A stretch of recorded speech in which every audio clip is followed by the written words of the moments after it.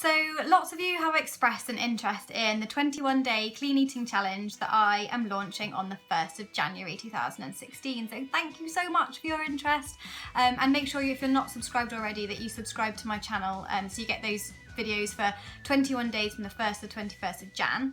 So basically, I just wanted to do a bit of an intro really to kind of talk you through why we clean eat. When I say we, that's me and Rich obviously, and my definition of clean eating, which is different for everybody. So for me, my definition of clean eating is no refined sugar, so none of the fun stuff like chocolate and Haribo, sorry about that, and no processed carbs. So and by that generally it's white pasta, white bread, anything really that's been overly processed.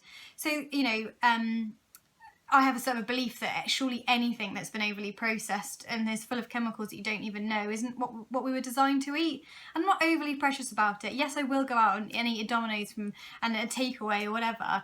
But if you can eat, like we try and eat clean probably 85% of the time, and I will talk a little bit in a minute as to why it's 85 and not 100% of the time.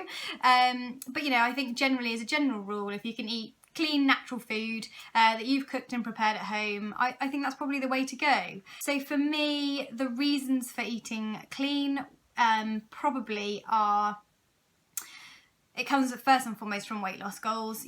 As a female, I've always struggled with my weight and I've never been happy with what I see in the mirror. So I'm constantly striving to be the leanest that I can be. And in 2015, it's definitely been a turning point for me with that, because I've understood more about diet, more about clean eating, more about the fact that abs are made in the kitchen, and more about the sort of workouts I should be doing at the gym.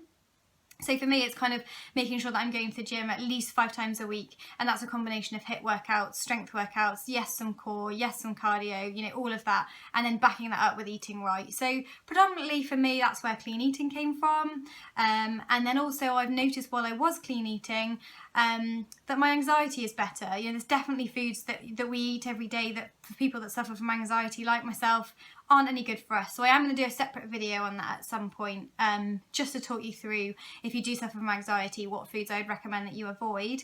But it's really helped my skin too. So when you're eating clean, you kind of naturally want to drink more water and green tea and foods that are high in antioxidants.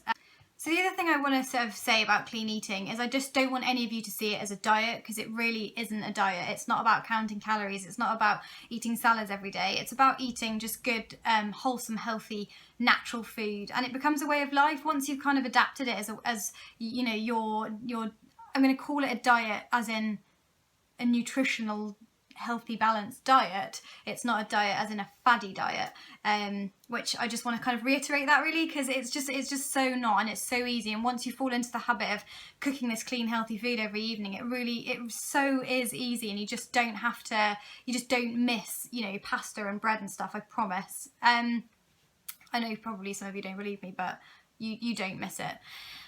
What I will say though is, if you do fall off the wagon and you start to have several weeks that go where you're eating general crap, it is harder to get back on the clean eating wagon, and we've definitely found that. So as soon as you do start introducing some of those processed foods that are full of white processed carbs and sugar and stuff, it is harder to get back on the wagon. So just be really careful about what you choose to indulge in, and I think everyone should indulge from time to time, definitely.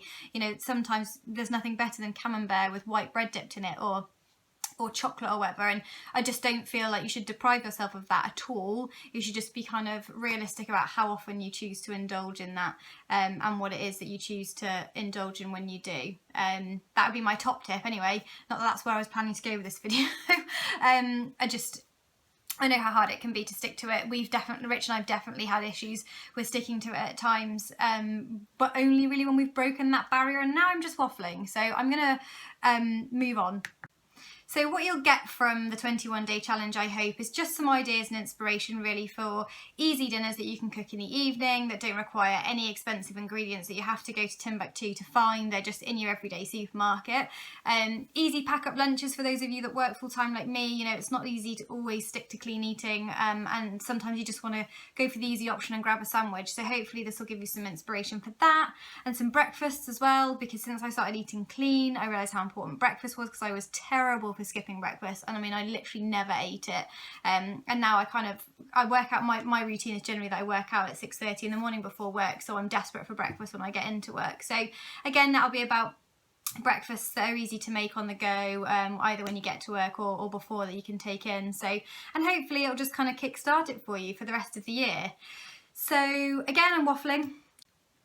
So from here on in, after the 21-day challenge, there will still be a great combination on my channel of clean eating recipes, but also some sort of wholesome foods, baking, cheat day meals, which I don't love that word, but when you just want to pig out on something really tasty, I will still be doing all of those recipes as well, because I think, you know, we're all just normal human beings, and sometimes we just really like tasty food that has all the stuff in you're not supposed to eat.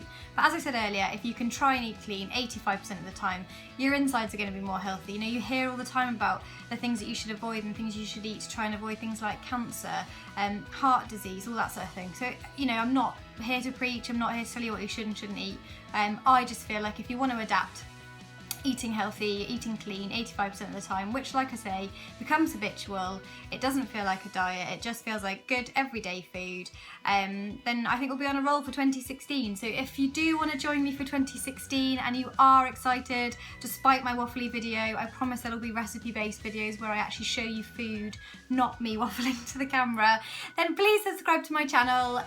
Obviously follow me on Facebook at Plain Emma Jane, and Twitter and Instagram, and you'll see all the kind of photos that I'm eating throughout the sort of 21 days.